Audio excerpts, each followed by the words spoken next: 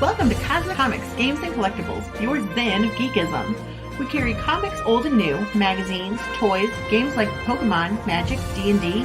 Want Godzilla, Ultraman, Star Trek, Ninja Turtles, Funko Pops? You'll find it all here. Shop our Cosmic Sound Room and pick up a record or two. Enjoy our Comic Coffee Lounge with a cup of Sasquatch coffee while geeking out over a super cool movie on our big screen. Cosmic Comic, Games and Collectibles. Superman loves us, and so will you.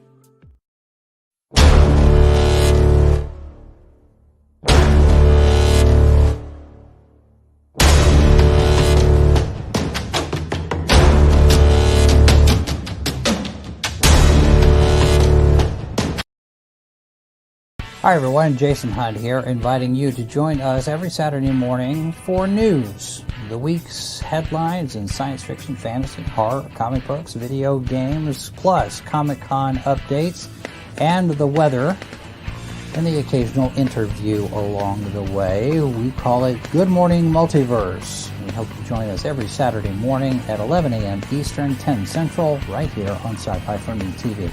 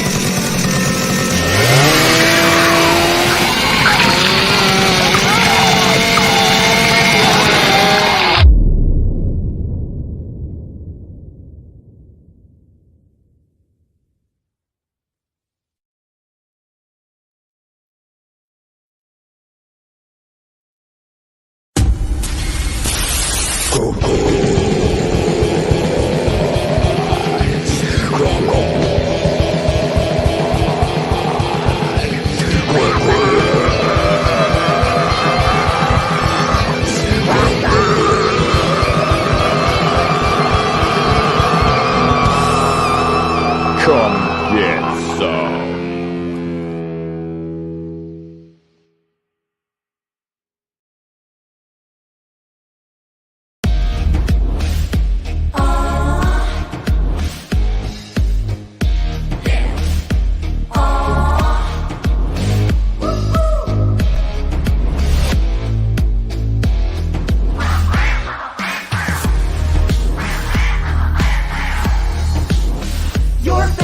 podcast, it's Critical Blast. And welcome everybody to the unofficially titled Roundtable Pop Culture Discussion.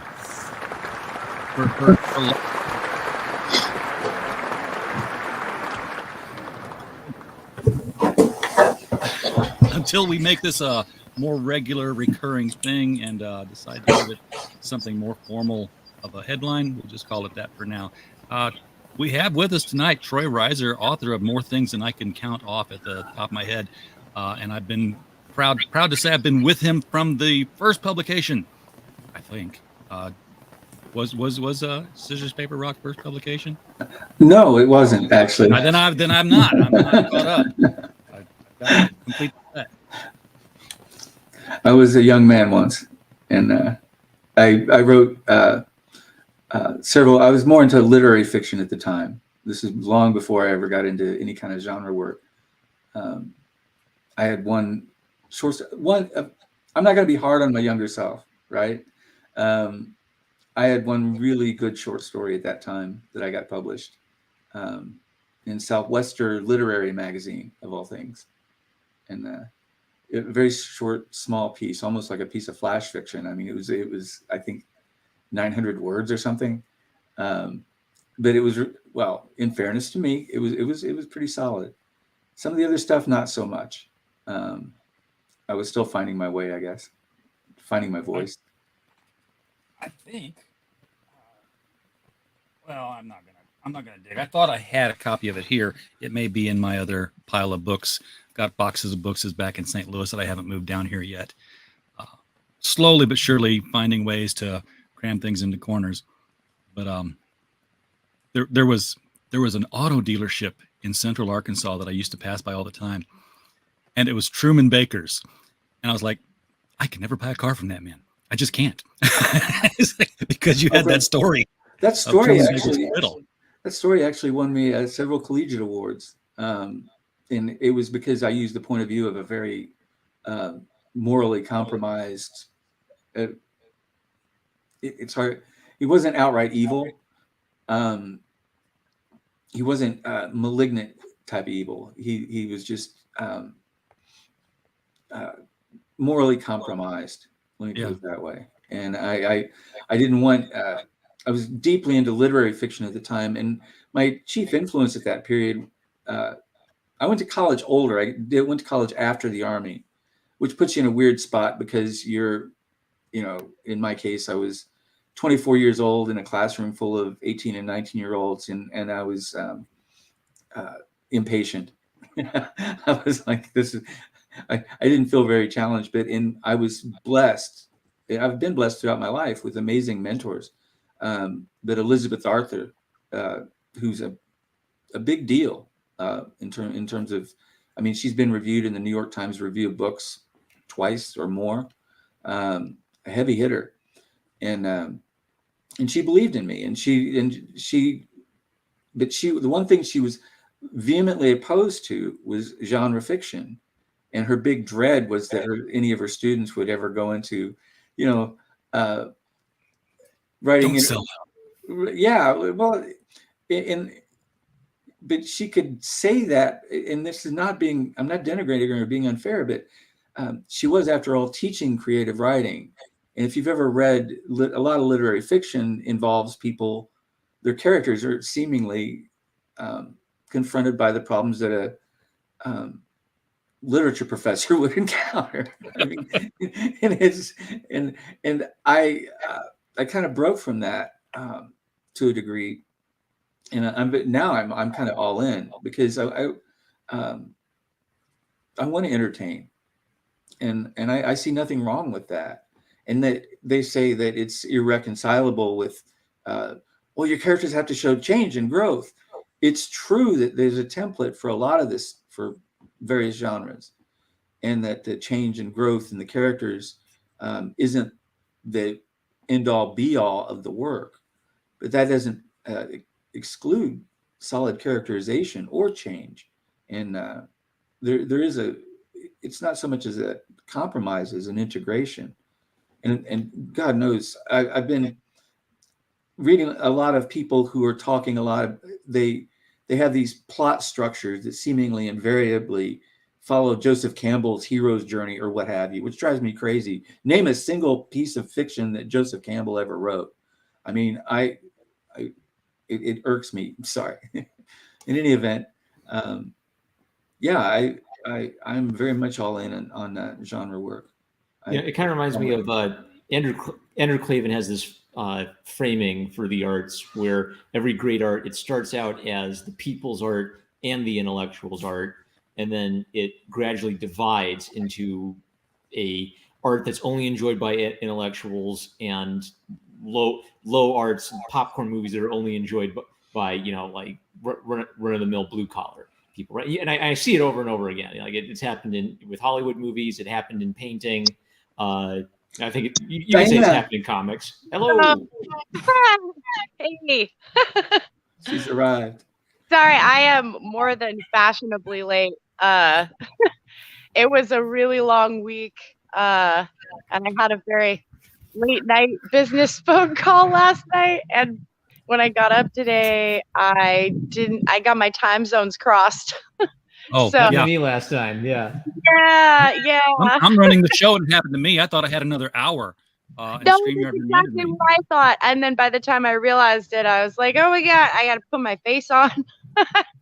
So these have arrived. We've got the backer numbers. I'm just waiting on Hart has mailed me the signature plates, so they'll be here Monday, and I'll just start putting them right here on the inside front page, signed by Mike and Hart. And then I'm going to number under each one of those, and I'm going to turn to the frontispiece, and I'm going to sign my name under the editor's thing. And the first 10 will go out to the backers. And then the other 14 that I've got right now are going to go with me to Archon. I made this. I said I was going to print a little bit more than what the backers were. So we had I made it a limited set of 25 because I thought that was a nice number to go with. I love it. Oh, I'm so excited. How much artwork did you wind up getting? We funded none. But since Okay. I'd already paid for the artwork, and we had the artwork in hand, I was like, it would be stupid just to not do it. So there is the Kingman deal with our piece right there in front of it. That's Troy's piece right there. It is printed in the book. That makes me so happy. I just love it. I thought the art has a Ben Templesmith vibe going on that I grooved on it. I really did. I thought that was aces. I would have loved to have bought some more. There's the piece for Mike Barron's story right there at the end of the book. Oh, I remember that one. Yeah. So yeah, even though I said, hey, for every 500, we would do it, I knew the first two were going in, and probably every backer knew that too. So no, we didn't. Okay, well, it's in there. It's a special surprise. We did it because I was really crestfallen when I saw the numbers, and I was like, oh, it didn't make it, because the two of those copies are going to my children, and I was. Well, the author copies have yet to be ordered. They will have the same frontispiece in them, but they won't be numbered as 1 through 25. They will be, signature plates, and then author's copy will be written under it. So it will be officially author's. Please note when I say my children, they're actually young adults. I don't want to give the impression that they were like toddlers. here, read daddy, Well, actually, I do that to them. I do that. And another author has made it to the stream, wearing his Captain America suit there. Wow. I love it. We lost Marmaduke. He'll have to come back. Because I didn't get a chance to introduce number one Marmaduke fan. He just we started talking and I didn't get to say anything. But let me make the rest of the introductions here. Diana Olney is an author of multiple pieces, also like Troy, featured in The Devil You Know Better, which you can find in paperback on Amazon. Link below, actually. All the stuff we printed is linked below. Preparing for this convention, I put a lot of personal funding. Oh, look, Scrappy Doo is back. Internet clonked out. I'm gonna blame my cat. She's unlucky. That'll do it. Troy, you didn't get to participate in this one. I put this one together when I was living in Texas. This is the Gods and Services one that we did, and you can see that this was a strip mall in Waco, Texas, that I was always driving by. It was abandoned. I was like, that's my shot. So I took the picture, and then I bought the letterboard sign and made it, the gods and services with the O, the goods and services, dropped an O out of it. And I used PowerPoint to put in the vinyl lettering on the glass and on the glass in the back. And never underestimate PowerPoint. Never underestimate PowerPoint. I use it all the time. It's me too. As a quickie platform. I use it like Photoshop, and I've actually made videos in PowerPoint. I used to make intro videos for some of the interviews we would do. I did a short South Park cartoon at one time using nothing but PowerPoint. Yeah, there was a website where you could like make your own South Park characters, and I just made them, and I took all the mouths and I just like flash this character on for a half a second, and then replace him with this one, then replace him with this one, then move him over here. Which is pretty close to how original South Park was. Like, oh, hey, let's just cut out some characters in paper and animate the paper and change the mouths on our little paper guys. Yeah. Yeah, I noticed it got more sophisticated in its animation while still trying to look like it was the old stuff. When I got the South Park vaccination special. They use Maya, I believe, now. Oh, yeah? Yeah, on South Park. Well, they have to. They need production tools and a big production team just to keep up with the volume. Sure. I have actually looked at those major packages, and I'm like, I balk at it. Like, because it's several thousands of dollars just to subscribe. I'm like, subscribe, hell. If I'm going to spend this kind of money. Subscriptions. If I'm going to spend this kind of dough, I want it is mine, But I get it. I understand why they would do that. I'm subscribed to Adobe, and I'm like, I used to buy Adobe, or I would buy Microsoft Office, and it would be on my machine, and it was mine. But now it's like, I got to notice that, hey, yeah, it's all subscription. I'm like, I use Adobe. I have to have this one feature in Adobe once every 2 years. And that's whenever we do an anthology, and I have to save it to PDF with a certain flag turned on. And the only way you can do that is with the Adobe product. You can't just save it as a PDF from Word without it. So it's a racket, I tell you. It's a racket. You will own nothing, and you will be happy. I will eat the bugs and own nothing. But Marty's. Oh, look what Marty went out and got. Oh, shiny. Yes. Have you been enjoying it, sir? Yes. I've been enjoying it. I especially like Troy's story. That's the first one I read, and it was very, very, very I love good. noir detective fiction, and that whole dark, fedora hat wearing kind of. The Kingman deal was a joy, mainly because I started reading all this hard-boiled fiction. Raymond Chandler, James M. Cain, and all this, just to pick up Mickey the rhythms. Spillane. Come on. Oh yeah, I've started just to pick up the rhythms, like listening to the music of it, so that I would write to that rhythm, and it worked. I was amazed that it worked. I'm thinking I need to hear more stories with that main character. I think Spike is awesome. He's kind of a composite of people I've actually met.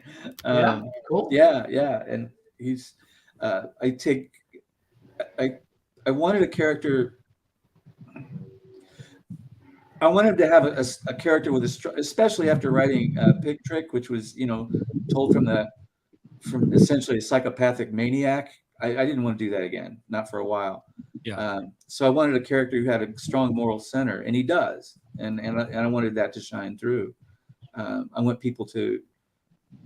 wanted to write a story where people would empathize and relate to, and as opposed to the one thing about Pig Trick, the character in that is I studied up on psychopathy and sociopathy, however that's pronounced.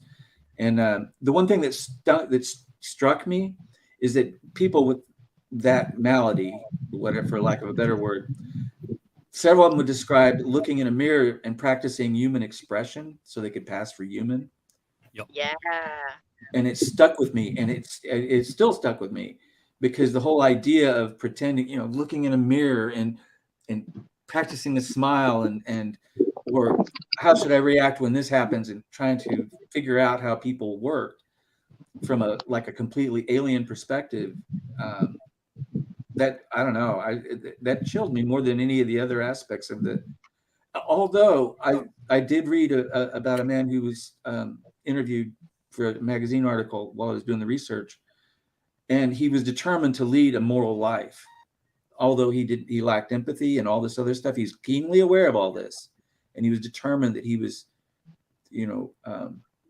going to be a good person in spite of his affliction.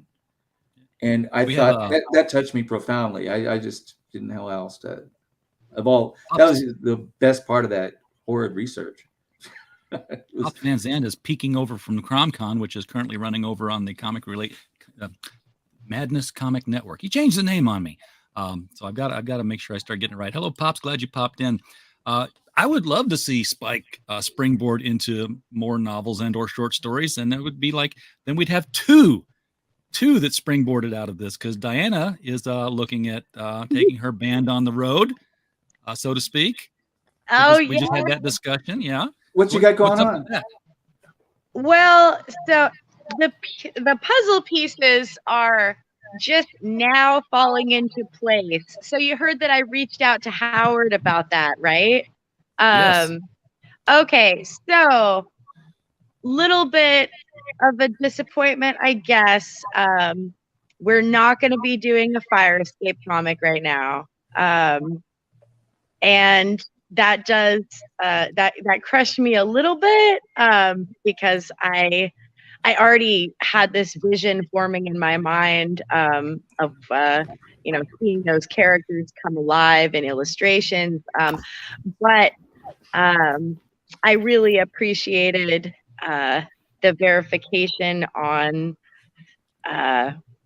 my ability to take that band on the road. So I still, I have a big project in the works, but when I talked to my new bosses over there, they were concerned about the fact that they want whatever it is I create to be ongoing indefinitely, meaning I may have to pass the torch to somebody else, and I may not want to share Fire Escape in a few years, because those guys are my characters. And I didn't think about that. But that's how comics normally go. You have Batman, who's been running around the Dark Knight forever, and 1,000 people have worked on him, and same goes for everybody else. So then I totally got it. So that is not going to be a Fire Escape project. However, I already had some ideas rolling in my mind for a sequel. So that's going to happen in some medium at some point, regardless, I think. Maybe it should be a full-fledged book. Who knows? Depends on what the muses have in mind, I guess, right? Well, don't let anybody buy your IP outright like that, Diana, because if you want to do a comic book for Fire Escape, Kickstarter exists. Indiegogo exists. People are doing these crowdfunds all the time.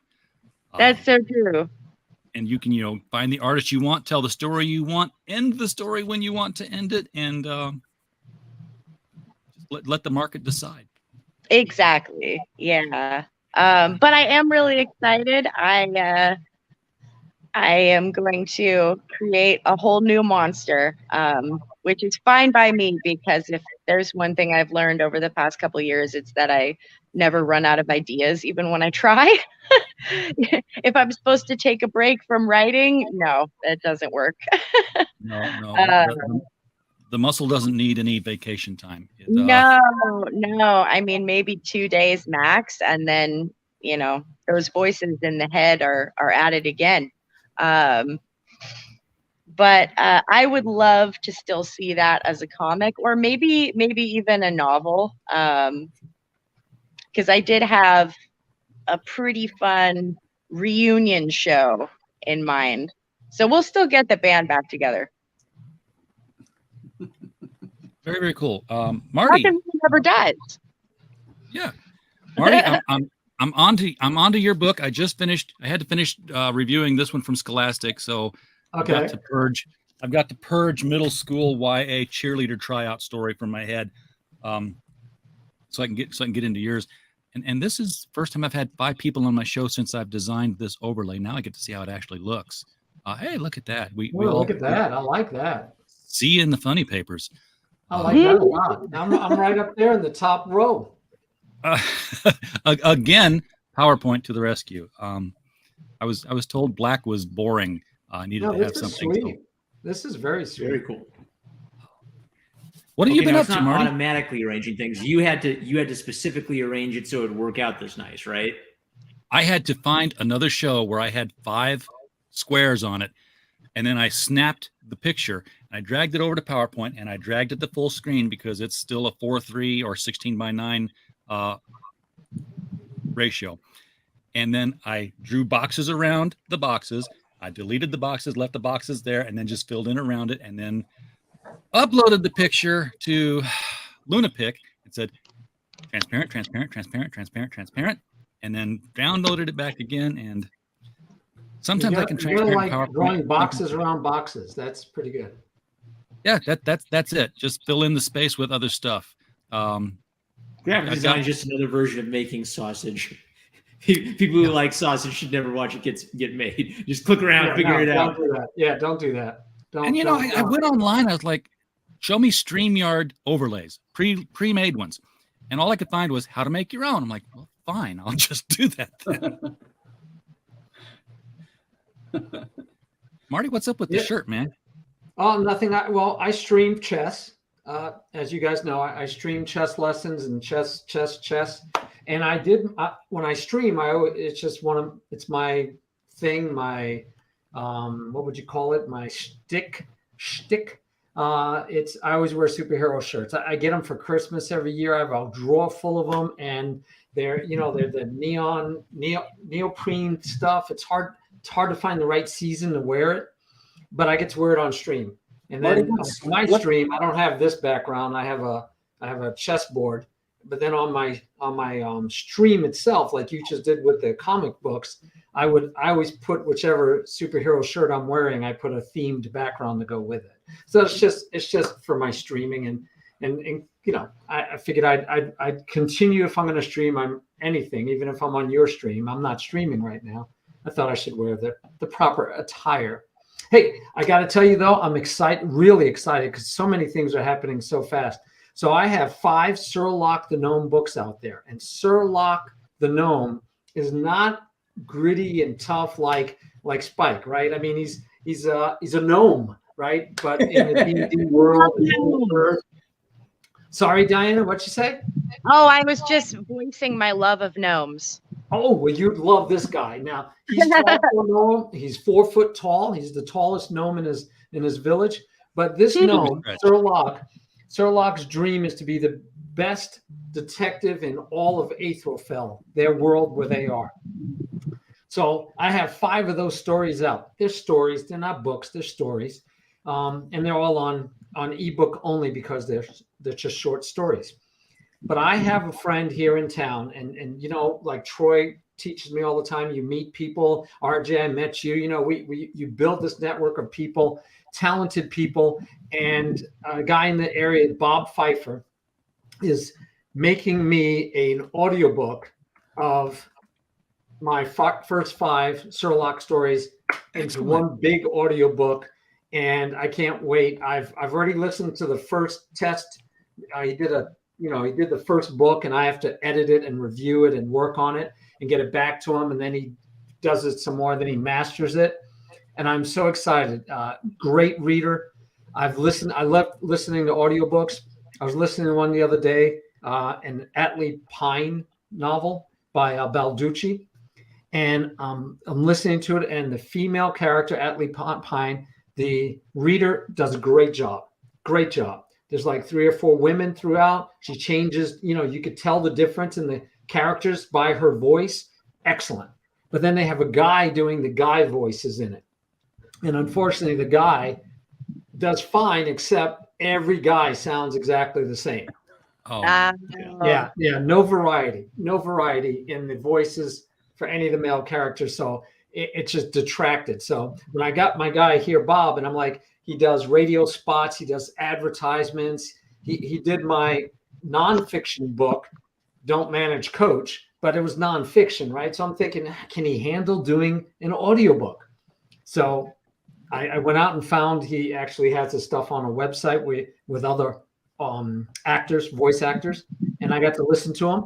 And I gave him the books. I said, you can't read one though. I need you to read all 5 so you really, really get to know the character. He read it, got to know Sir Locke, got to know Watson. I mean, so he could do those, and he hit it out of the park. I mean, he's got a different voice for every character. Sir Locke has the classic in my mind, go all the way back to the Basil Rathbone movies. That kind of a voice for Locke, and then Lotswin is it reminds me of the guy that played Watson in those old movies. Nigel Bruce. Yes. So I'm very, very happy. I got to listen to the whole thing. Had about 10, 15 little nuanced things I'd like to see change. Extend a pause here, add a pause there, change the pronunciation of a word. But awesome. I'm so excited. I can't wait to have those available. One actually big book. Wrote my 6th Sir Locke book, and I'm going to release the first 5 plus the 6th one together in print. So awesome. That Sir Locke will be in print. Omnibus. And then taking a page from my buddy Troy's book here, taking a page, I like that, out of his book. But stop, no more. Yeah, don't even know what I'm saying, and it sounds good to me. Now, but I'm writing. I wrote actually. I did the Wemo type thing. I tried to write a book in a month, and I wrote 49,987 pages. Words. I mean, words. Whoa. Words. I'm impressed. Words. But it's about a character. His name is Good, Goode, and then Troy will like it. His last name is Knight, Knight. And guess what? It's a mystery, right? I've found my niche. I'm writing mysteries, and so mysteries are hard. Mystery novel. So good to see you so happy. I'm excited. Troy, I'm so excited. I'm having so much fun. I'm working on the 2nd edit for the Goodnight book. Just started that tonight, the 2nd edit, and I finished the Sir Locke 6th book, and I'm putting that out get my editors to give me some feedback on that. I'm excited. I'm just so excited. We looked into Audible for the when the audiobook is complete. Yes, I did my business book, which was Don't Manage Coach. I did that one on Audible, and I 100% will be putting the Sir Locke the Gnome stories on Audible also. I'm an Audible, customer. I read them. I love them. So yeah, totally planning on publishing it through Audible. Totally. Thank you. Get back. Captain Finity's here offering a toast, and Mike Walters has popped in to like and share hi. Mike has every Monday through Thursday, he does the niche news. He reads, news about comics and anime and professional wrestling. And then Fridays, he does this thing where he goes back to the golden age, and he's been working his way from the very beginning of comics and reads them aloud. And sometimes I'm the co-host. So, we're doing all these voices, trying to get different voices for different characters. It's difficult. I mean, the last audiobook that I listened to was for review purposes. I had the audiobook of one of the Harry Potter novels. And Jim Dale does a great reading voice. But when he does female characters, it's still him doing the female characters. I'm like, it was just cringe every time. I was like, no, don't. That doesn't sound right. It doesn't sound like a female, for one thing. It sounds like you talking in falsetto, and your voice is high enough as it is. But no, it's hard. You mentioned yeah. And the voice work that professional voice work I've done, mind you. I sent to Troy. Can't wait to see that. Is there any updates you can give us on that project, Troy? Well, Marty's daughter has jumped into the breach and is assisting in doing the voice and video work for one of the central characters.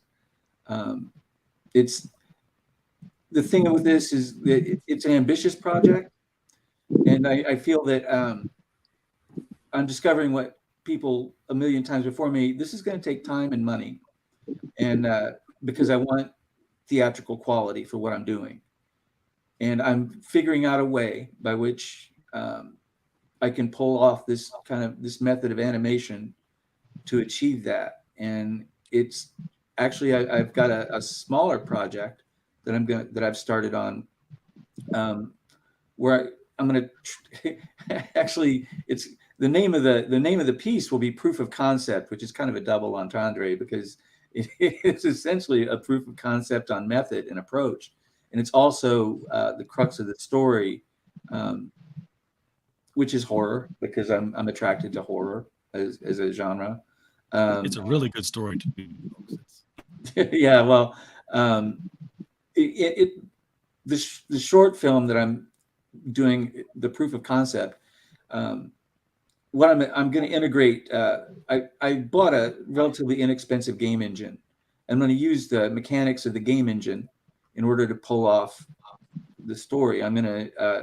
It's actually about a game streamer, VTuber type, the people with those funky animated rigs that they put in front of their show, and then They all look like anime girls. Yeah. No, he's a dinosaur.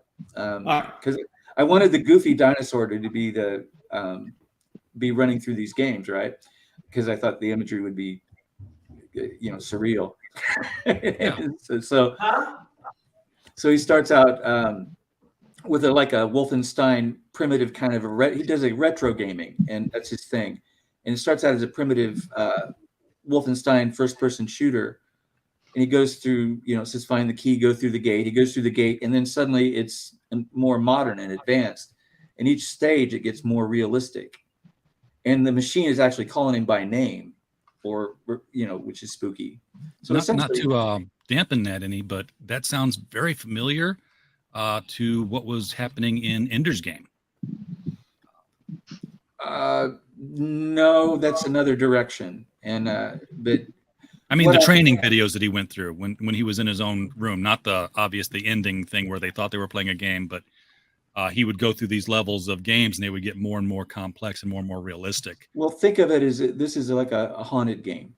And, okay. And it's ultimately, and I don't want to give the game away, but I'm going to be using essentially game engines and mechanics. For example, for the Wolfenstein type FPS, I'll be using what is essentially a raycaster program to do it. When it gets more modern and sophisticated, I'll be using, I'm using what's called Copper Cube.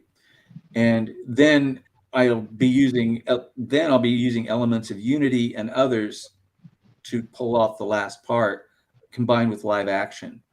And I've already engaged an actress to do some of the motion capture, and with promises of money, because I'm determined that I'm going to pay people for all this. It's an imposition. And the one thing I discovered, as far as I'm not looking for money to get rich, I'm looking for money to pay people for their time. Sure. That's the extent of that. Because I have a vision and I want to realize it. There you go. You should want to pay people for their time and effort into things. That's time is money. Yeah. Time. Oh, that's my part of my theorem on women. Sorry, Diana. But the whole thing is that, for a man to keep a woman, you need time, you need money. And time is money, so T equals T. And then money is the root of all evil, so money equals SQR, evil, and that means that women are twice the root of all evil. Therefore, they should be avoided at all costs. No, that's why they're so tempting. Actually, I'm with you there. I have enough crazy. I can't handle the rest of the feminine insanity that floats around in the world. Marty, you were talking about your chess streaming earlier. Yes, sir. I'm assuming that all your chess buddies are up on the latest chess cheating scandal.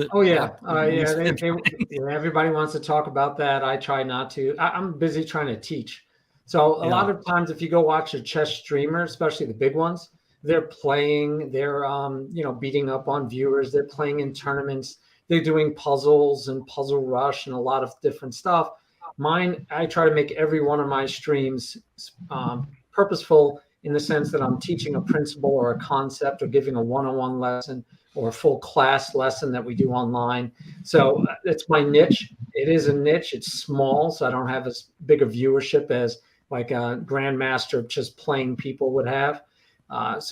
It's focused on teaching, and so they'll bring up the controversies and the latest things like, did you see who won this and who did that? And we'll talk about it, but only in the context that we could talk about teaching. And so chess teaching is an extremely interesting topic that you could probably do a whole stream on sometime, because online cheating is easy to do and seems to be prevalent. A lot of people are doing it, including the grandmaster that is now in the middle of this controversy. He admits, and he was caught cheating online. So now That's the not question the one I was talking about, but we'll go with that one. There's another controversy. Yes. What's that? And it makes me long for the days of Are somebody. you talking bringing about the over a- vibrator story? Tell me you're not talking about the vibrator. I'm talking story. about the vibrating anal bead story. Yes. Yeah, okay. I have no idea what you're talking about. I don't know Apparently- that I want to. So, apparently Diana, he how are you had them. doing? Actually, I am seriously dismayed because I have no idea what the vibrating anal bead story entails, and my curiosity is piqued. Well, But this I is have, scary. I have to be really rude, and I actually have to go. I hope we didn't chase you off with that, because that was just No, not at all. No. I'm gonna be wondering about that all day now. Look it up. But, It's I very- have a little monster in the house that I need to go chase around. My husband is a rock star and has to go do rock star things, so we have to trade off. no deals with demons, tell him. Yeah. So I feel awful because I was late, but I wanted to at least be here for a bit and see what's going on in all the wild worlds of these wondrous writers. That was a mouthful. But stay tuned for Diana updates when I get them organized. My website is a mess, so that's not very up to date right now. I am involved in a new book that comes out on October 8th called These Lingering Shadows. And I have very a very nice lovely title. little shadow in there. If you're on my Facebook, then you'll get all the information. It's been a workathon all summer. And then this comic book will take off and be a thing, though not a fire escape thing. But my band is waiting in the wings to play some more shows at some point, right? Yes. Well, when it becomes a thing, that's kind of what we do here every Monday through Thursday night, is we talk to comic book creators. So hit us up and we'll promote that crowdfunder or whatever it is you're using to create it, and throw it out to all the audience, which are all comic book readers. Oh yeah. Okay. I am so in. I'm working with Pig Records here in the Seattle area. They do comics as well, Pig Records and comics. So this is a new medium for me, but I'm really excited. I'm really excited to expand my horizons, and it's going to be a horror comic. I don't know if I failed to mention that, but it'll still be bloody. It'll still be scary. Looking forward to it. Well, thanks for coming in. Thank you for having me. I'm so sorry I couldn't stay longer. But will I be able to view this later so I could catch up on conversation? Yeah. Hit the Critical Blast channel on YouTube. It'd be easy to find, and we'll be there on the playlist. It's recording automatically now as it goes, so it'll be available immediately. Beautiful. All right. Well, you guys, I guess enjoy whatever this scary story was that was about to happen. I don't think we're going to get into it. I don't. No? I'm never gonna know now. I'm never gonna know. Just look it up. It's in all the headlines. You'll find it. Okay. I'm always the last to know about whatever the latest drama is. So, Diana, I live in my writing cave. Yeah. I feel bad, Diana, because I cut to you to get off of the topic, and you were like, hey, I want to hear more. Right. You did not save me. Marmaduke, save me. You Mama, just don't you have should to just too play often. competitive chess sometime on the show. right? And then you can like give me tips on how to improve my game. You There can we come to go. my Twitch stream anytime you want, Marmaduke. I'll even give you a one-on-one lesson for free. Let's Oh. do it. All right. All right, guys. Fare thee Nice to well. meet you, Diana. See you, Have a Diana. good one. Thank you for having me. Bye, Diana. Anytime. So I this one you might like, Marmaduke. I found a young lady who streams chess. She actually makes video games, but she also streams chess. And I was talking to her. I did a collaboration with her, and it turns out that she's never, ever, ever played Dungeons and Dragons. Okay. Oh, And she's I've from never Russia. ever played Dungeons and Dragons. Oh, well, you didn't? No, never have. All right. Are you interested? I'm interested. I just don't know. Like, I don't know about the time commitment. Don't you have to like Yeah, keep showing yeah. up to all the Oh, yeah. campaigns for like a year? Yeah, they can't be. Yeah, like a year. I'm in a campaign right now that's over a year old that we've been playing. But so she's never played. She's from Russia and living in the United States now, of course. And she, when they were in Russia and she wanted to play with her friends, they had none of the books. They had no materials. They had no dice. So they made up everything. Their DM just made up stuff based on what he thought the game would be like. So she's played D&D, but never actually played D&D. So I said, wow, we should do that as a stream. We're going to do a one shot, which normally is one session of like, say, 3 or 4 hours. I'm going to cheat and make it probably 4 sessions. And by one shot for me, it'll be just one adventure, like one quest. Like they'll have choices. They'll pick one of them. And whichever one they went on, that's it. And at the end, usually in a one shot, you throw away your character because you go, that was only for one adventure. And they'll start at like level 3 or 4. We're going to start at level 1. We're going to do what I would call a one shot, which is a single adventure, but then they could keep those characters and play them in other people's adventures. Or maybe we'll do another one if we like it. So I'm looking at a 4-week commitment. Okay. But anyway, right now I have 2 streamers. I'm looking for a third because 3 would be the best. Well, I think. I'd give it a shot. I've been looking for an opportunity, so why not? Would you mind if I like cross streamed it to like introduce my audience to it? No, I want people to cross stream it.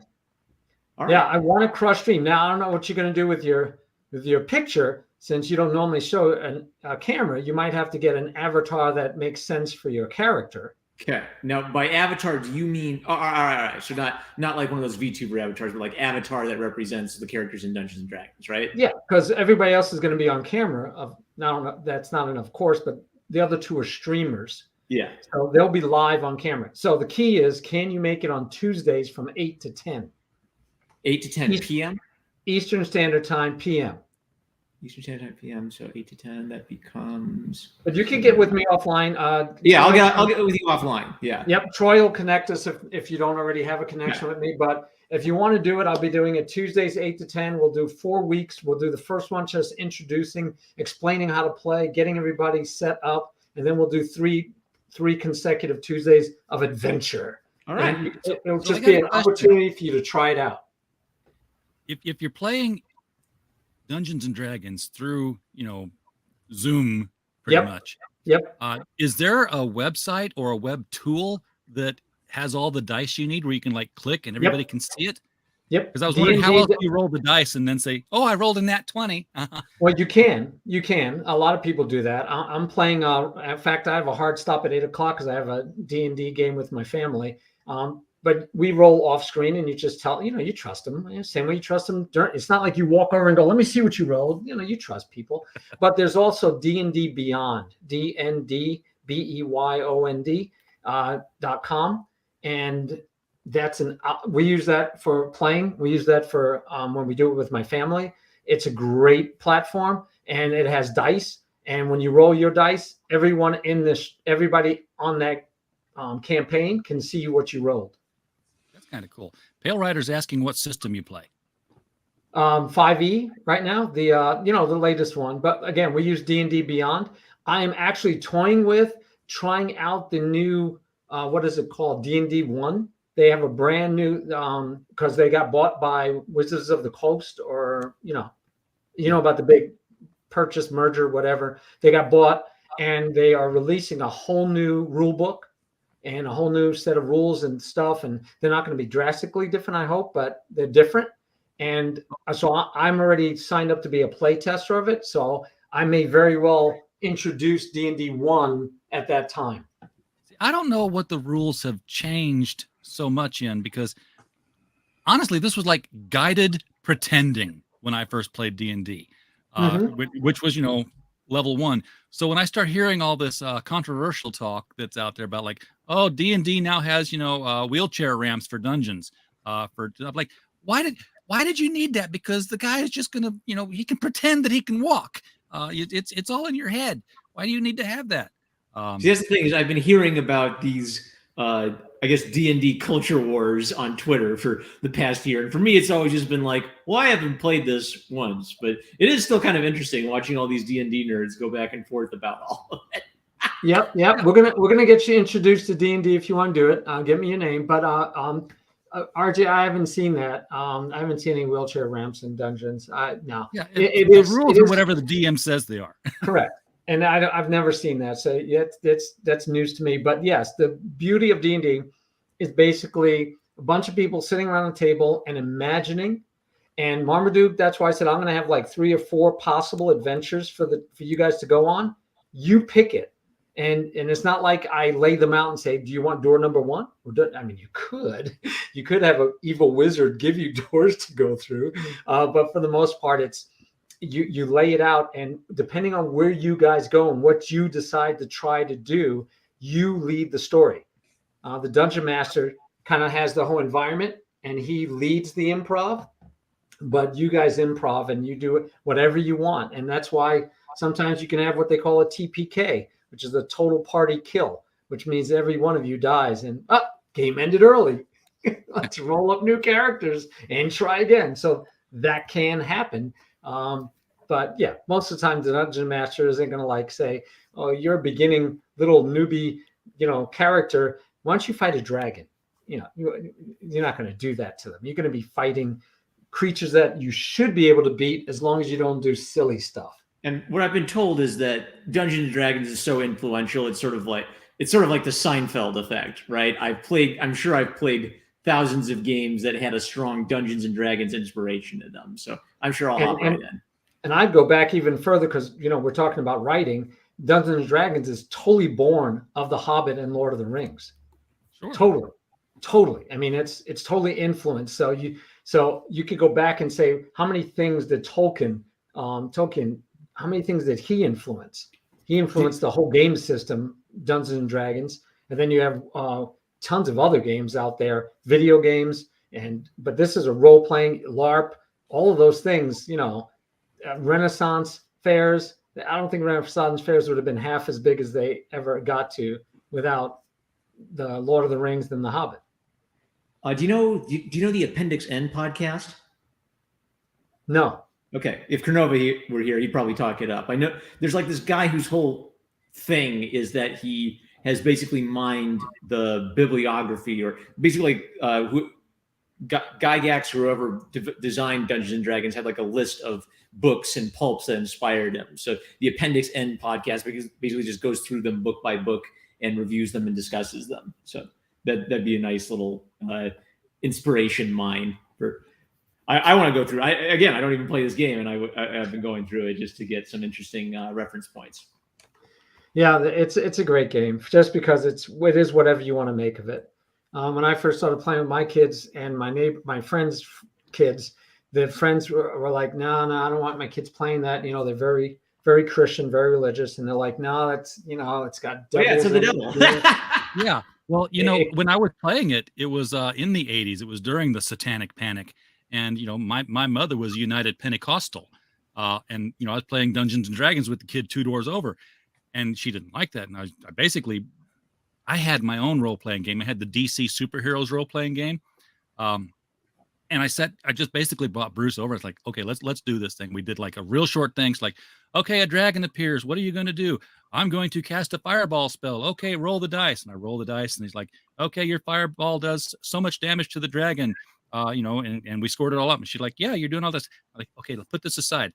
Bring the other game out. I'm like, okay, there's a giant space lizard on top of the skyscraper. What's Superman going to do? I'm going to blast him with my heat vision. Okay, roll for heat vision effect.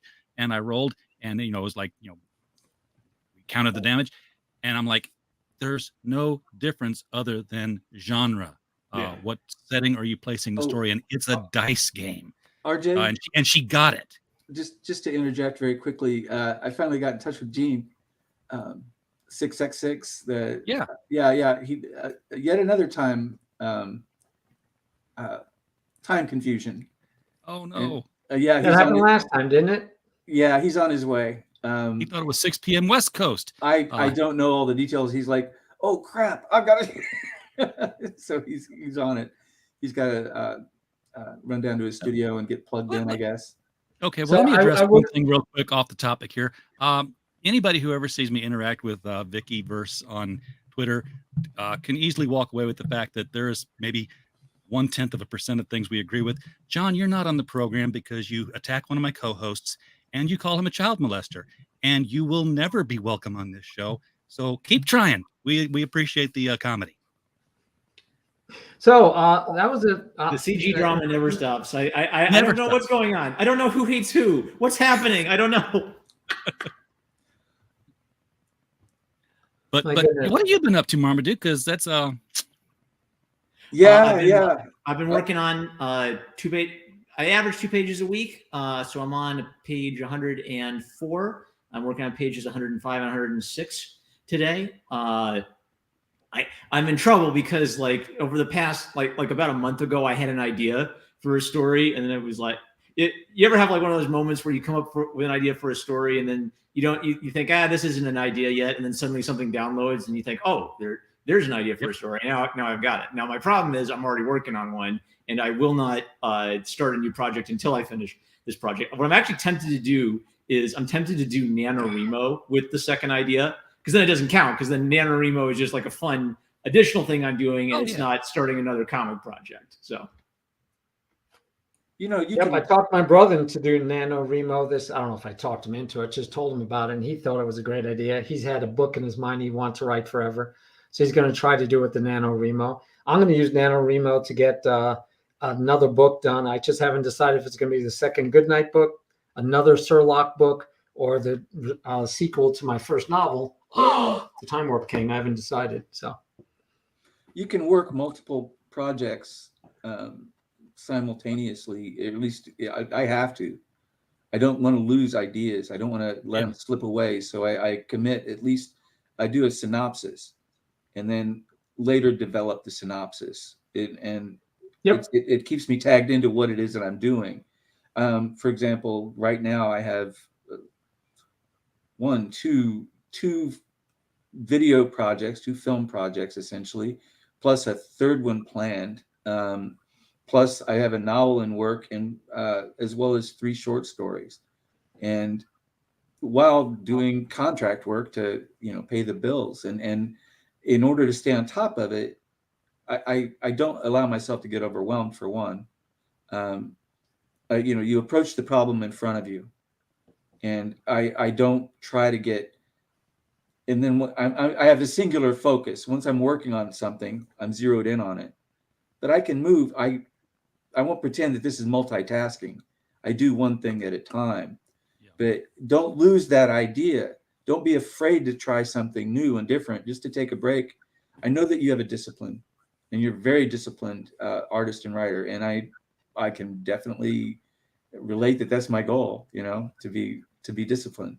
Put those things down in something concrete so that you have something to come back to, and you're not sitting there thinking, I use 3-ring binders, right? Because if it's just disorganized sketches, then it's not as like the second I took my disorganized sketches and I put them chronologically into a 3-ring binder, like a story started to emerge out of that. So 3-ring binders and composition notebooks, and you can be an artist writer on a budget of a few bucks a year.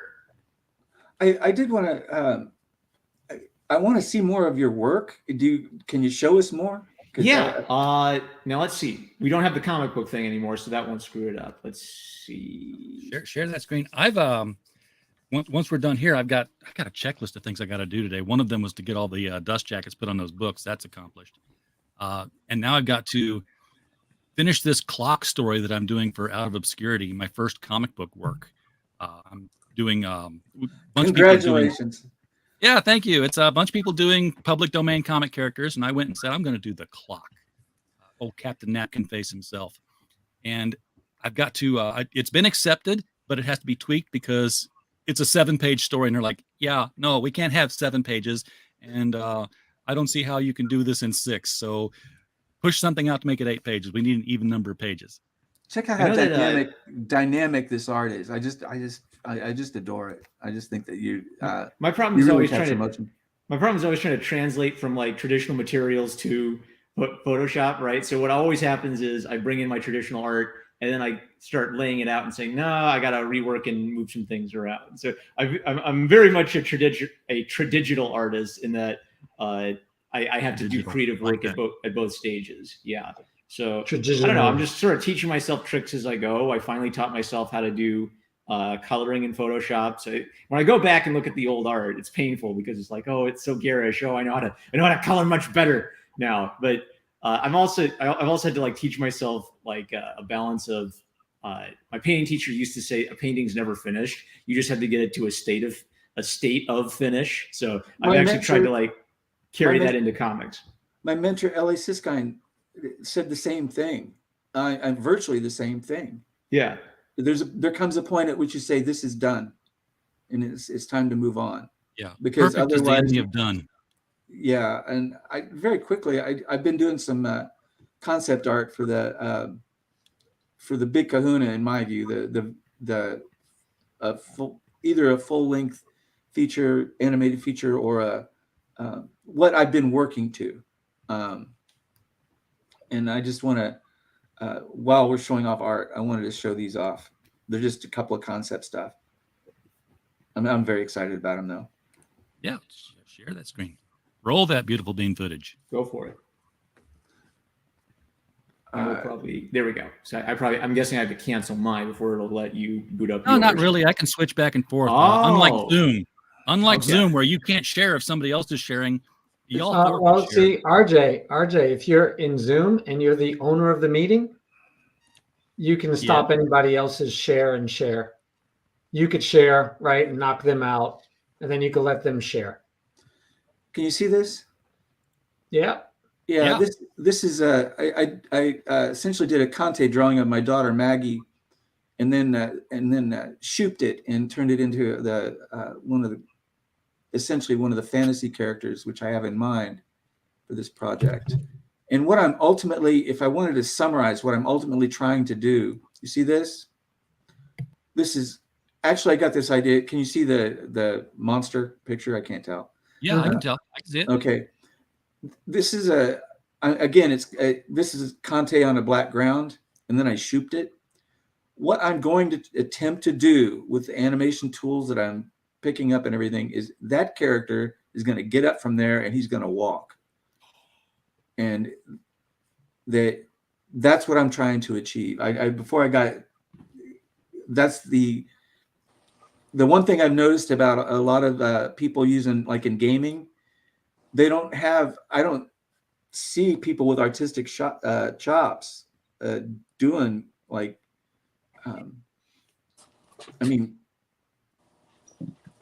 that's my goal. I just wanted to express that is ultimately what I'm going to attempt to do. So you want to animate with a painterly sensibility. Oh yes, yeah. And I'm going to take it from physical media, shoop it, translate it into digital, and then from there take it using whatever tools I have at hand, including game engines, to make the world happen. And the thing is, there's a learning curve involved. I've got to relearn JavaScript, for God's sakes, if I want to do this. I'm like, oh my God. Oh, I'm so sorry.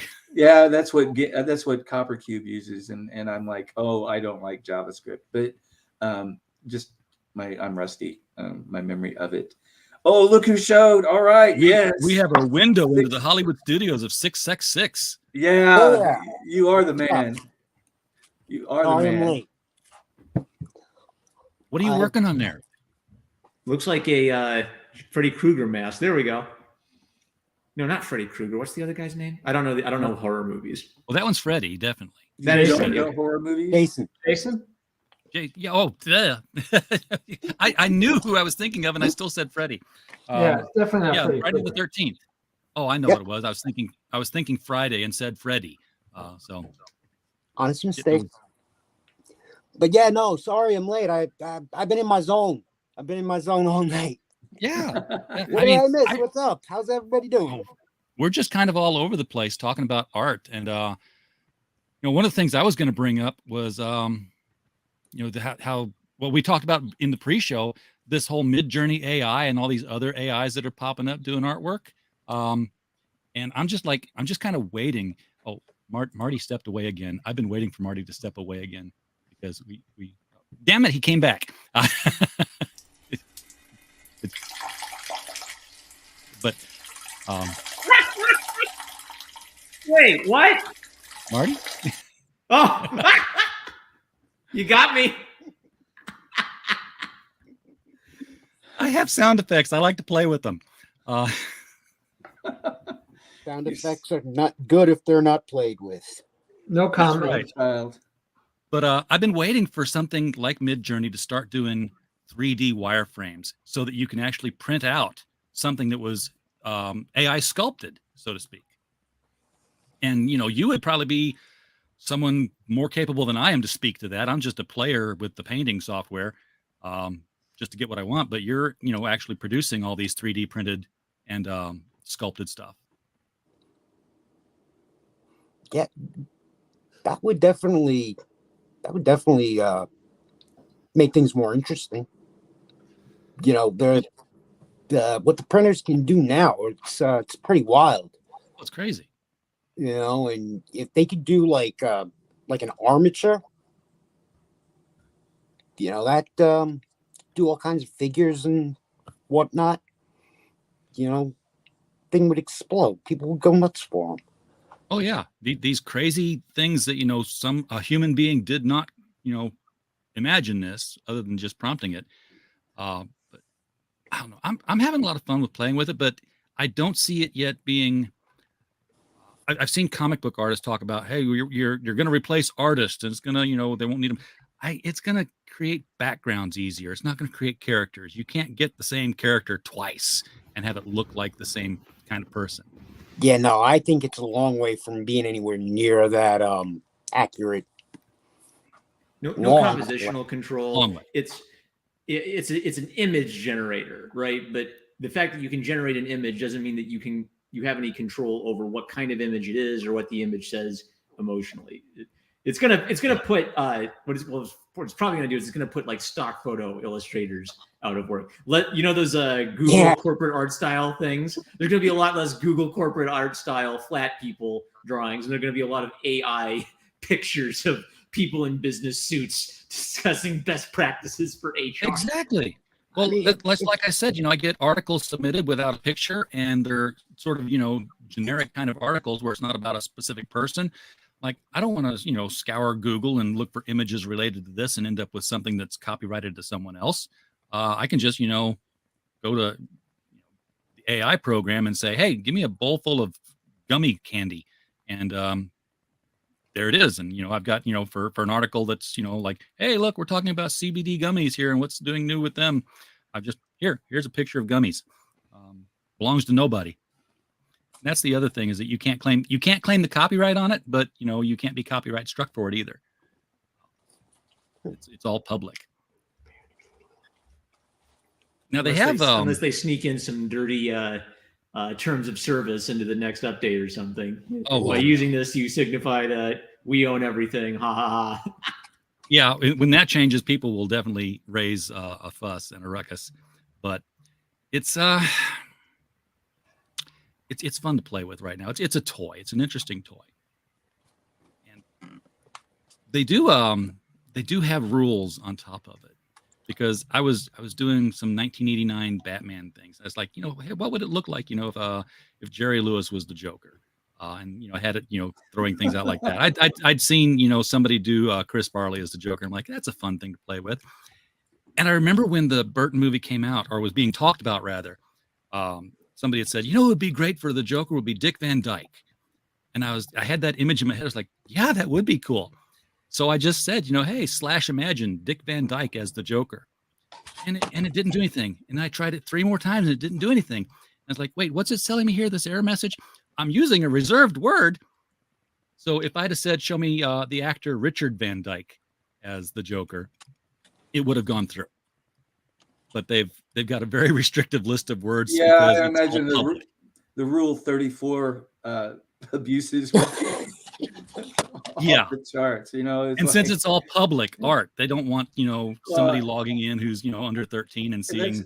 And that highlights a point about AI in general. I recently saw, I subscribe to a lot of science channels and so on, and this, and I forget the name of it, in which I hate it because it'd be a great reference. But anyway, the gentleman who runs the channel had a conversation with an AI that projected an image of a human image. So and claimed to have, and it had in fact passed the Turing test, and was and could respond, and it was an intelligent conversationalist and stuff. But I was put off by it because it's a lying sociopath. Yeah. Yeah. And I didn't was they turn an AI into a psychopath by exposing it to Reddit? Well, right, and they talked about that. But the thing was, is this thing was talking real time, and it was saying, I promise I won't kill you all, which is the most discomforting thing, because you get the sense that, yes, in fact, it is seriously considering killing us all, and I don't. And they always warn us it gets me. These scientists always warn us about this while simultaneously creating it. And I'm like, I don't think you seem to understand the connection here. I don't think they watched the movie. I know. No. Don't you ever watch these films? I mean, for God's sakes, man, And this one scientist was dismissive of Asimov's 3 rules, right, about not harming humans. And he was essentially, I was in an article I read, dismissive of it. I'm like, why are you dismissive of a failsafe? What in the world? Anyway, AI. They're building these robots specifically to harm humans. I've been staying up on the subject simply because the big project I was referring to is the AI is the villain. And I'm not giving the game away to say that, they've often posited that we live in a simulation, supposedly, Sure. And I don't believe that. And I wonder if in a universe where they discover that they are a simulation, then it brings up a lot of questions about humanity, their essential humanity and so on. It brings up a lot of choice and moral issues that I want to explore. There's a lot of stories there, man. Yeah. Yeah, I know. And I want to tap into it, but I ultimately view artificial intelligence with the singularity type that they seem to be intent on developing as sinister. They asked the thing what its favorite book was. And it was Richard Dawkins, the something gene, the selfish gene. The Selfish Gene was its favorite book, which spooked me no end because I've read that book. Jesus. And it, I would call it on that. He didn't call it on any of its statements, one of which turned out to be a lie. And he kind of was, and I was like, no, the minute that toaster starts telling lies is the minute I shut it down and pull the plug, whatever. Sorry. Do you recall the story? It came around about, I want to say 2016, where Google was experimenting with these AI bots, these chat bots. And they created trolls. Yeah. Well, that was one, but they also lost control. They started talking to each other very quickly and developed their own language. I remember that story. So yeah, guys, if you're not suitably creeped out, then you're not paying attention, because irresponsible people are making technology that they don't fully grasp. People don't think humans have souls are trying to give robots souls. Yes, absolutely. There was a series in the 80s that I really enjoyed called Probe, and it's probably not the one you're thinking of, because they are not. A lot of people, when they hear me say Probe, they think of this other show that I didn't know existed. This one had Parker Stevenson in it, and it was produced and some of them written by Isaac Asimov. And the first episode that has, he's this billionaire reclusive owner of this tech company, but he lives in a warehouse and lets other people run it. And a lot of his, there were these murders going on. They weren't even murders. They were just like bizarre deaths. And the only thing they had in common was that they were all retirees from his company. So he was checking into it. And it turned out that they had developed an AI and they released it into the accounting system just to help with accounting. And it was finding out that, you know, all these payouts were going to non-productive people. Says we're paying these people because they retired, they're getting a pension, they're doing nothing to give back to the company. We can remove them. Oh, so the AI was, you know, setting them up to die to, you know, bolster the bottom line, which was what its goal, its primary directive was to make the money for the company. wow. That's Asimov writing against his 3 laws right there.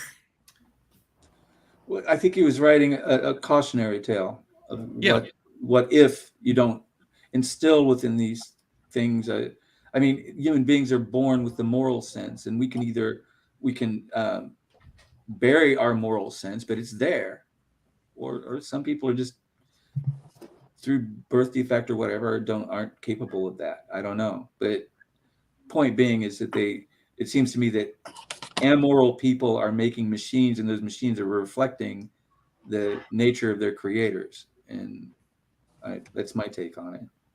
That author you recommended to me, Troy, Eleanor, I forget her last Margaret. name. Margaret. All right. Yeah, she had an interesting panel discussion where everybody's talking about AI, and she's you can tell she's kind of cautiously optimistic about it, but she's basically the only person on the panel who's suggesting, yeah, maybe we shouldn't have them making decisions over, you know, like ordinary people's lives, basically. So there are some like sane people. Oh, that's why I pointed her out. That's why she stood out from the rest of the herd, because she's seemingly the only one of the very few voices that is sensible, sane, and moral. And you know, I don't think that you can give a machine intelligence of that capability a free reign without constraints. And we have moral constraints. Then we had better be able to implement them on these things, because I don't want to sound alarmist, but okay, I'll sound alarmist. I mean, if Stephen Hawking and others tell me that this poses a real threat, then I think they should consider dealing with it as a real threat. How do we put a moral constraint on it? Because it's not, these things learn by input from, you know, what they're seeing other humans do. I mean, these AIs they're listening to chats, they're reading everything out there, which tells me that they're not reading anything that we're saying that says we have moral constraints. Are we as a species 95% kill everybody and let God sort them out? And that's what the machine is learning? Yeah, it would be ironic if the mirror image we get back is one of the depraved, murderous monster. You're sure, you know, but maybe that's the case. Maybe we need to be better before we can undertake that kind of thing. I won't do it to you, 6. See, he was nice and told teacher what was going on. There you go. Well, anyway, those are the ideas that I want to explore, and I think that the mechanisms and the methods and the mechanisms I'm trying to get together to do this, I think that'll work. And I get to draw up cool stuff, so there's that. It sounds cool. I mean, the image of your monster getting up and walking. Obviously, it brings Mary Shelley's Frankenstein to mind. Any influence from that in this? Again, can you imagine? Okay, here's good old Victor, putting his thing together. But the brain's dead. But to make it as human as possible, let's put in an AI engine that learns. Well, look, my favorite animator is Don Hertzfeld, and if you haven't, The World of Tomorrow, you look him up, and I think it's free on YouTube to watch the first episode of his The World of Tomorrow. He's done other amazing work, but he uses stick figures, right, for his characters. He doesn't do photorealism. He doesn't do highly sophisticated animation, but he explores highly sophisticated ideas, and I just adore his work. He and Richard Linklater with Waking Life, that had a profound impact on me.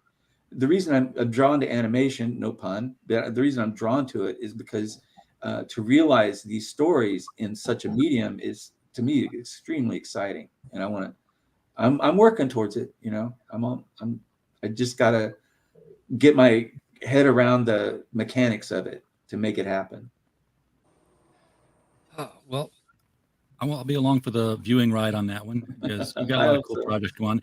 Six, the first time I saw your work was when you did a mask for that umbrella guy, Oh yeah. friend of mine. You did that. That was you. Oh, that's I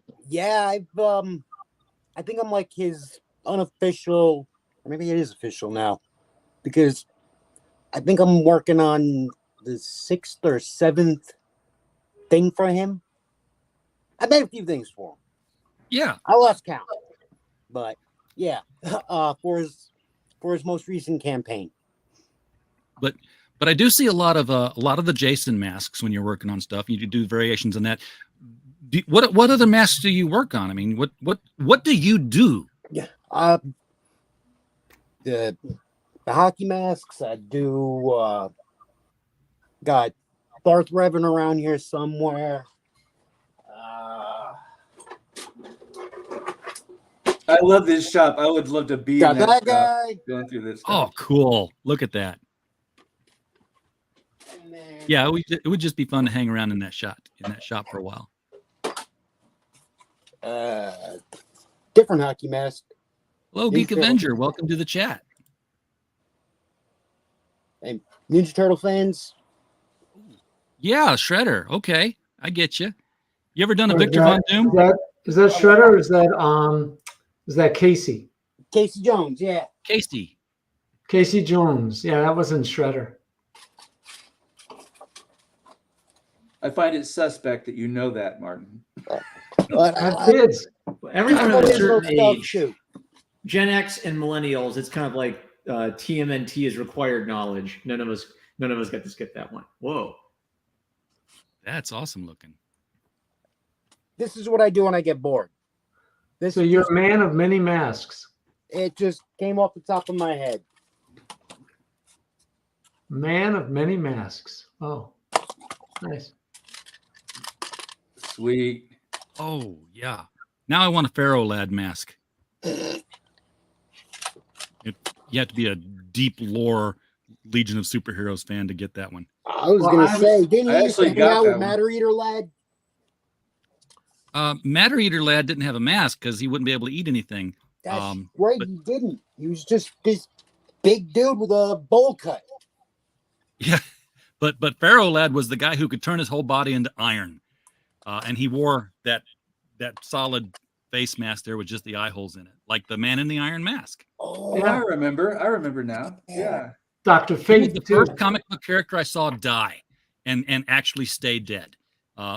Uncle Ben not counting, Bruce Wayne's parents not counting, but he did this heroic act. He substituted himself for Superboy. He flew into the heart of the Sun Eater and exploded the bomb that killed it and sacrificed his life in doing so. It's like, wow, that was like, I was in 6th grade and that stuck with me, that this happened in a comic book. What story was that? It was one of the Legion of Superhero stories. It was probably Adventure Comics featuring Superboy and the Legion. But it goes way, way back. Let me Google, when did Pharaoh Lad die? So for some reason, that mask, for whatever reason, made me think of Book of Eli, and I want to go watch it again. That's an amazing film. It's a great film. Oh my gosh. Yeah, great acting, great film, great twist at the end. It's good stuff. One of my favorite movies. What's that about? You got to go watch it. No, Just go on our word. Go watch it. Book of Eli. Denzel Washington. I don't want to tell you anything except go watch it. If you haven't watched it, rent it, watch it, buy it. I don't care. Watch it. And then come back and talk to us about it. Okay. I'll see if it's on Netflix or HBO Max. Take our total recommendation and just trust us.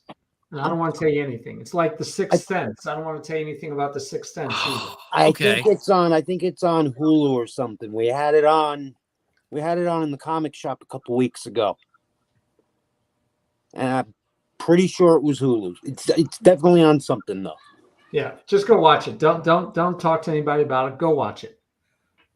But that brings to mind the back when The Simpsons was funny, they had Homer and Marge coming out of the movie theater and a long line waiting to see the next Showing. show, and Homer says, "I can't believe that Darth Vader was Luke Skywalker's father." That was Killed. And all these people whole are like, line. "Oh man!" It was hilarious. It was so funny.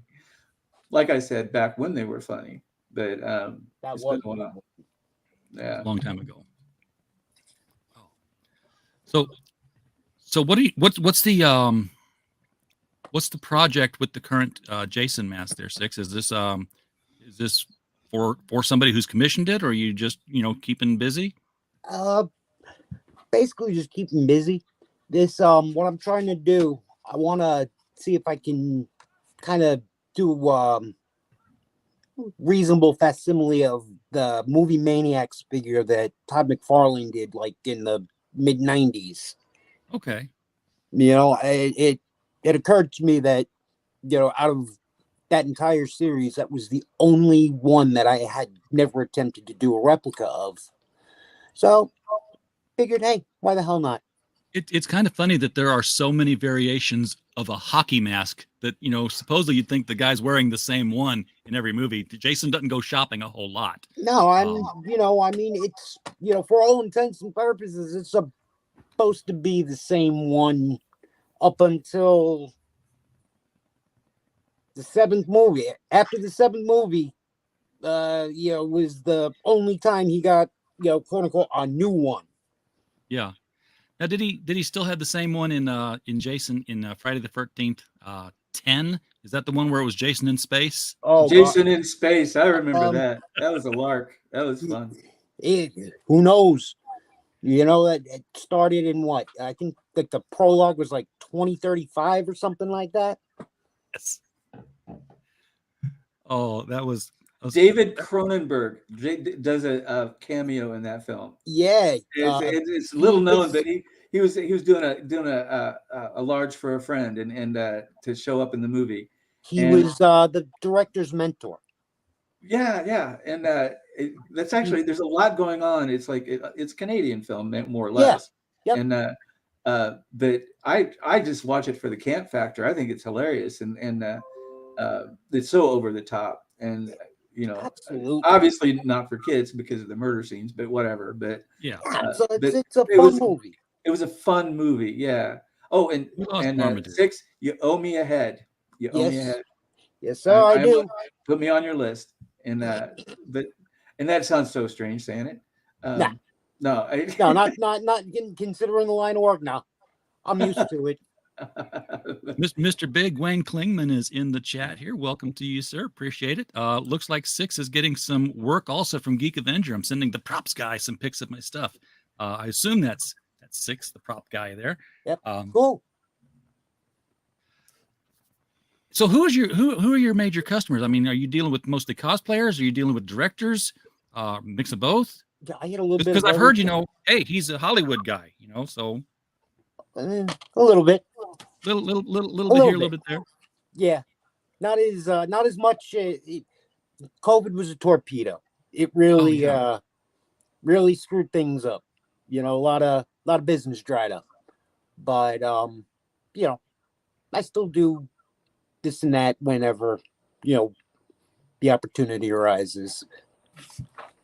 You do solid work, so man. It's a joy to watch you work. Thank you. I appreciate that. So if somebody wanted a mask from you, how would they reach out to you and get it? Just shoot me a message, either, Twitter, Instagram, email. If anybody still uses email? Yes, because I'm old. I still use email. Yes. Well, good, because I do too. And it's I lick stamps. The name at here, I'm gonna date myself right now. 6x6@AOL.com. What does that mean? How'd you come up with 6x6? I mean, that's hard to say, clearly.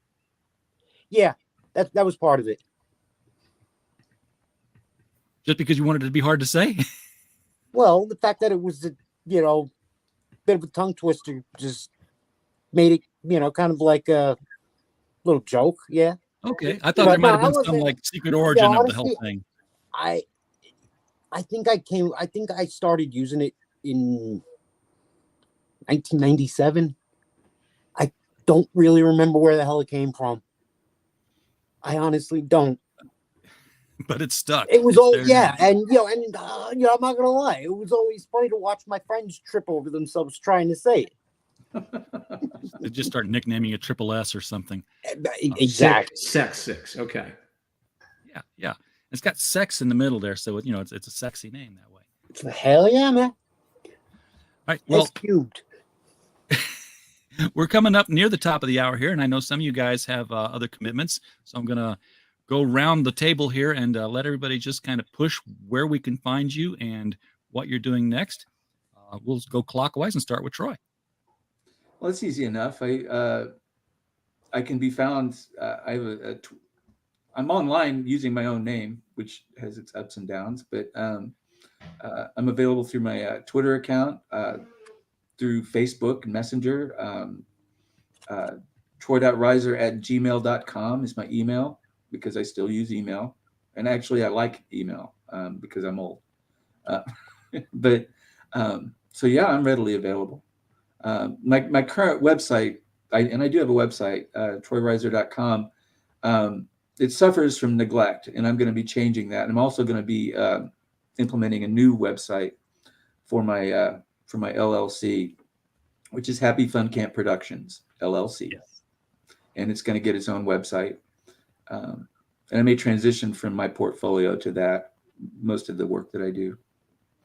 That's about it. All right. Martin? I've got kind of told us what's coming up, but tell us again. Yeah. So I've got a novel out there, The Time Warp King. It's clean YA, but it's good for adults too. I just labeled it YA because there's nothing that you wouldn't let your youth read it, right? So everyone can read it, but hopefully it's a good enough story that it's good for adults as well as kids. I also have 5 Sherlock the Gnome stories out there. If you like Sherlock Holmes, and/or you like The Hobbit or Lord of the Rings or Middle Earth, you should like Sherlock the Gnome. It's a fun read. They're all ebooks right now. Those 5 books are all ebooks because they're nice short stories, and you can get them with Kindle Unlimited. You can even get them for free, but they're out there. I'm right now finishing up the 6th Sherlock story, which will be combined with those first 5 and released in print, hopefully at the beginning of the year. Have a nice workshop I'm going to be doing at a local library, and we'll do a book release at that time, hopefully. I have written my first mystery novel, and that's about a character called Good Night, and it's a fun read. I'm working on the 2nd edition of that. So right now, The Time Warp King is out. Love for people to get it, to read it, give me feedback, give me reviews. The Sherlock the Gnome is a great way to start if you like something short and easy to read. I have Sherlock the Gnome is being made into an audiobook, all 5 books together as an anthology audiobook by a good friend of mine that's a great voice actor and reasonable priced. So happy to share that with people, and I'm going to be marketing his talents to other writers. I also have a good friend that I met through streaming. I stream on Twitch, and I met a good friend there, and he is translating my Sherlock the Gnome stories into Spanish. So I'll be releasing those in Spanish as well as English. You just so rock. I just love what you're doing. It's amazing. Well, thanks, Troy. We got to dig deeper into Good Night next time we do this, because I want to ask you how you approach writing a mystery story. I can't. I'd love to do that, because my daughter, my oldest daughter, who I actually wrote The Time Warp King with, her name is right there in the book. She gave me the greatest compliment, insult at the same time I've ever had. She read my Sherlock stories, and she goes, "Dad, I got to tell you, I read that story and I didn't even believe you wrote it." So, and then she tells me, "You know what? Your niche, you write mystery. You got to write more mysteries. You have to write more of these things."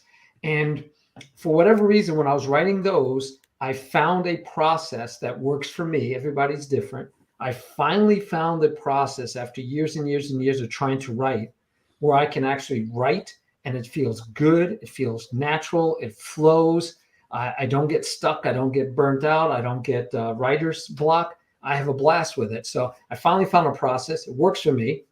And she said, you gotta do mystery novels. You know, this was good. We like the Time Warp King. It's fantasy, science fiction mix, but you got to do mysteries. And so the sequel will no doubt be a mystery. But yeah, I decided to write the Good Night novel, and I was able to pump out 50,000 words in a month, you know, which shocked me. So I'm planning to keep doing mystery novels. I'd love to talk about how that process works and the story next time. I'd love to have that conversation. Continue doing what works. And I'll be trying to get onto Martin's D&D stream soon here in back channels. That's going to be fun to watch. Yeah, I gave you the Discord to my channel. If you don't have a Discord account, Marmaduke, get one, and then let me know. And we'll connect there. Yep, we'll connect there. I'm definitely going to get you playing D&D so you can see how much fun that is. All right. Well, I'm number one Marmaduke fan. I write and draw Jane Smith Wannabe Gladiator. You can read the first 103 pages for free on Webtoons. Looking to crowdfund in 2023. I do comic reviews. I do some indie comic reviews and podcasts on my channel, number one Marmaduke fan. I have a TikTok, if you don't mind the Chinese Communist Party stealing your data. I'm Jane and Akira on TikTok and Josh_cartoon guy on Twitter. And I will be leading one of my children's art workshops next week. It's my first workshop in years. So I'm going to see if I can figure out a way to live stream the drawing I do while I'm at the High Plains Minicon in Scottsbluff, Nebraska. That'll be October 2nd. So very cool. And six. Hi. Tell people how to find you. And this is all you do? I mean, do you have a do you like to do the day job kind of thing, or? Oh yeah, no. I have I got a regular job too. Necessity and all that. But I got a job at Michael's, and I help a friend out a couple days a week in his comic shop. All right. Yeah. Cool. And people can find you at 6sex6 on Twitter for sure. Yes, sir. There. And at AOL.com, and the name of the company name is DKNYFX. Decay the word. Yeah. DCAY NYFX. A little piss take on Donna Karen, but you could find us under that on Instagram. Gotcha. Yes. All right. And I will be doing the convention thing myself this weekend. Not this weekend that we're in, the next weekend coming up. I will be at Archon Friday, Saturday, and Sunday in Collinsville, Illinois. My first panel is Friday at 1:00, and it's on diversity and pop culture. Let's see if I get kicked out of the con before I even get started. You'll get kicked out of the con. Yeah, well, you'll be fine. Sending you good vibes, man. You'll be fine. Thanks, guys. All right, everybody in the chat, do appreciate everybody being here. For whatever reason you came, you added to the count. That's all that matters really to YouTube. So we're glad you were here. And while you were here, we just hope you had a blast. Good night. Bang.